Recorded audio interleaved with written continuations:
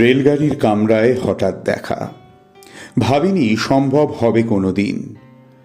আগে ওকে বারবার দেখেছি, লাল রঙের শাড়িতে, ডালিম ফুলের মতো রাঙা। আজ আজ পড়েছে কালো রেশমের কাপড়, আঁচল তুলেছে মাথায়, দোলন চাপার মতো চিকন গৌর মুখখানি ঘিরে। মনে হলো কালো রঙের একটা গভীর দূরত্ব ঘনিয়ে নিয়েছে নিজের চারদিকে, যে দূরত্ব সর্ষে ক্ষেতের শেষ সীমানায় শালবনের নীলাঞ্জনে। থমকে গেল আমার সমস্ত মনটা। চেনা লোককে দেখলেম অচেনার গাম্ভীর্যে। হঠাৎ খবরের কাগজ ফেলে দিয়ে আমাকে করলে নমস্কার। সমাজবিধির পথ গেল খুলে।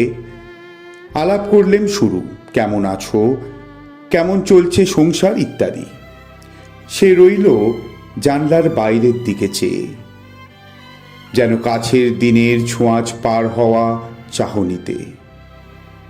দিলে অত্যন্ত ছোট দু একটা জবাব, কোনোটা বা দিলেই না। বুঝিয়ে দিলে হাতের অস্থিরতায় কেন এসব কথা, এর চেয়ে অনেক ভালো চুপ করে থাকা। আমি ছিলাম অন্য বেঞ্চিতে, ওর সাথীদের সঙ্গে।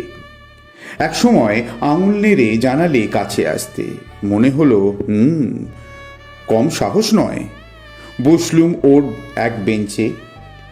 গাড়ির আওয়াজের আড়ালে বললে মৃদু স্বরে, কিছু মনে করো না, সময় কোথা নষ্ট করবার।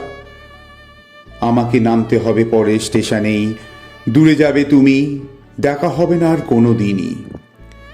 তাই যে প্রশ্নটার জবাব এত কাল থেমে আছে, শুনবো তোমার মুখে। সত্যি করে বলবে তো? আমি বললেম, বলবো। বাইরের আকাশের দিকে তাকিয়ে শুধলো, আমাদের গেছে যে দিন, একেবারেই কি গেছে, কিছুই কি নেই বাকি। একটুকু রইলেন চুপ করে, তারপর বললেন, রাতের সব তারাই আছে দিনের আলোর গভীরে। খটকা লাগলো, কি জানি বানিয়ে বললেন নাকি। ও বললে, থাক, এখন যাও ওদিকে। সবাই নেমে গেল পরের স্টেশনে, আমি চললেম একা।